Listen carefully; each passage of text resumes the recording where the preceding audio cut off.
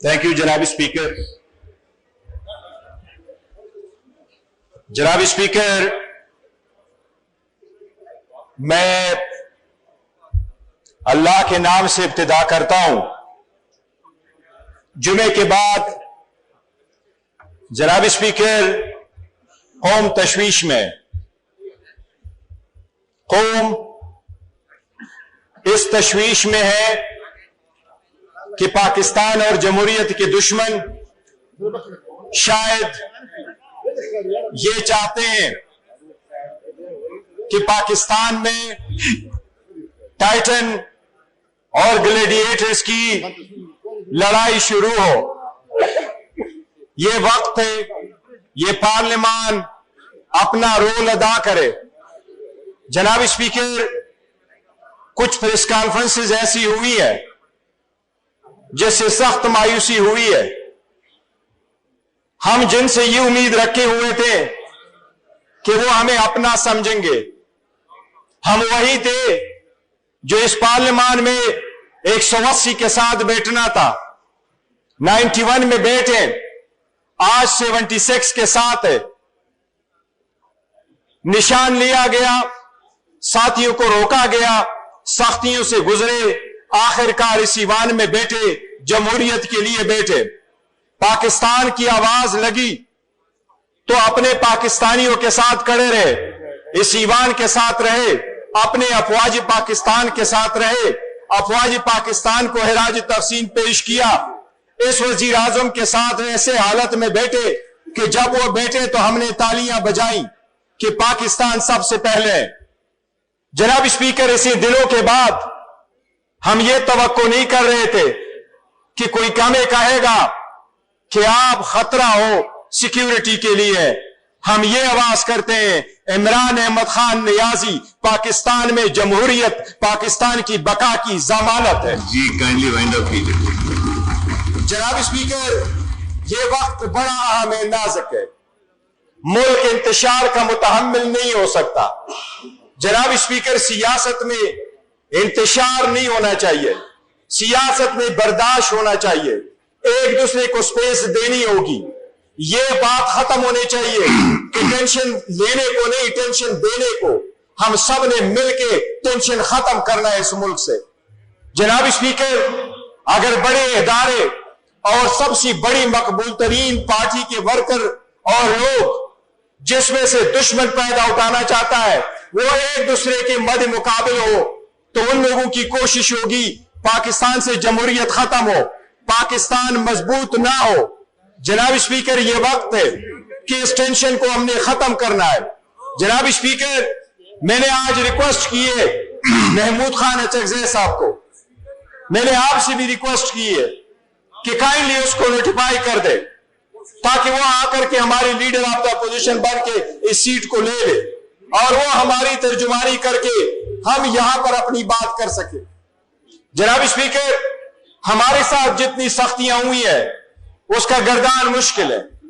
बारहा हमने आपको कहा, इस ईवान में उठ के एक रिजोल्यूशन पास करवाया कि हमें प्रोटेक्शन दो, हमारे बच्चों को प्रोटेक्शन दो, हमारे लोगों को प्रोटेक्शन दो।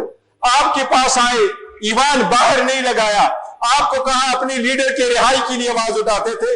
आज आते आते हम कहते हैं मेरे लीडर से हमारी मुलाकात कराओ। अब यहां से कहां तक हम जाए? अगर यहां दीवार के साथ आपने लगा दिया, दीवार के साथ अगर लगेंगे तो फिर फोर्स तो आना है, स्पेस नहीं देना तो गैर जमहूरियत कुव्वतों ने तो फिर ये स्पेस लेनी है। आपने वक्त नहीं देना, सुनना नहीं है और उनकी नहीं करानी। और जिस तरीके से प्रेस कॉन्फ्रेंसेस के बाद जिस तरीके से गैर जिम्मेदाराना ऐसी की तैसी पैरनी है, सब ऐसे स्टेटमेंट आएंगी तो उसमें किसी एक के लिए कुछ नहीं बचेगा। शुक्रिया। जनाब स्पीकर, खोलें, कंक्लूड करूं।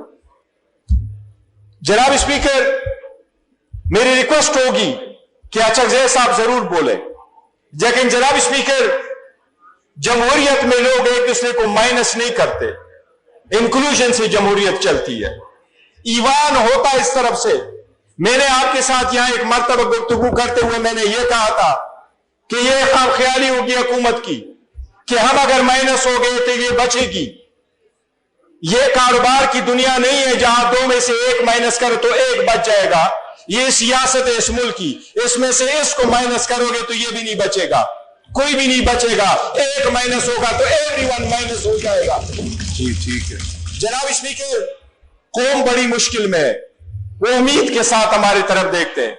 मई 2025 के बाद पाकिस्तान एक न्यू वर्ल्ड ऑर्डर में एंटर हुआ है। इसमें हमारी भी कंट्रीब्यूशन शामिल थी। हम यहां मौजूद थे, इकट्ठे कौम बन करके हम खड़े हुए और एक कौम बन करके हमने पाकिस्तान को बहुत बड़ी कामयाबी दी। हम नहीं चाहते पाकिस्तान की इतनी बड़ी कामयाबी जाके आपस में मुश्त गिरबान हो जिससे सब कुछ खतरे में पड़ जाए। जनाब स्पीकर, आपने हमेशा अच्छा रोल प्ले किया है।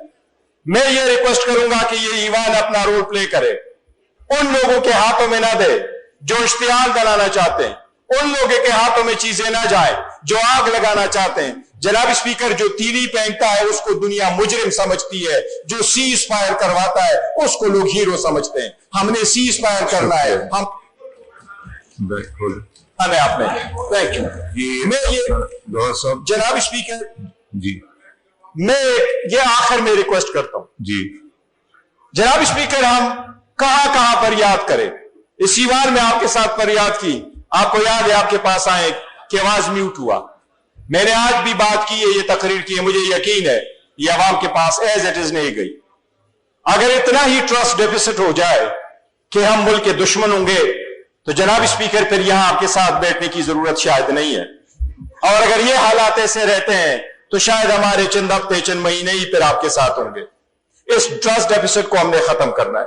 जनाब स्पीकर, लीडर हमारा जेल में, बीवी उसकी जेल में, 5 दिन में 3 कन्विक्शनें हुई, 45 साल की सजा दी गई। अवाम ने फिर साथ खड़े हो कि जनाब स्पीकर, 2 महीने में जिस केसेस का फैसला हुआ है, 11 महीने में हमारा केस नहीं लग सका। अदालतों में केस नहीं लगते, मुलाकातें नहीं होती, वकला की नहीं है, लीडरशिप की नहीं है, तो फिर कहां जाएंगे। ऐसे सरकमस्टांसेस में जनाब स्पीकर, जो लोग ये सब कुछ कर रहे हैं उनको हम दुआ दे के बददुआ दे। हम फिर भी कह रहे हैं कि मुल्क और जमहूरियत की खातिर हमने आगे चलना है और बढ़ना है। जनाब स्पीकर, ये वक्त है कि रिकॉग्नाइज करें हमारे इस फोर्स को। अगर आप इस फोर्स को नहीं रिकॉग्नाइज करते जो इस वक्त आपके सामने 3 करोड़ आवाम को कर रहे हैं, तो आप आग से खेलने वाली बात होगी। जनाब स्पीकर, ये मुल्क की बहुत बड़ी बदकिस्मती होगी अगर इतने बड़े बड़े फोर्स को आपने नजरअंदाज किया। एक आग लगती है लेकिन एक चिंगारी से लगती है। जनाब स्पीकर, ये वक्त है कि हम इस टेंशन को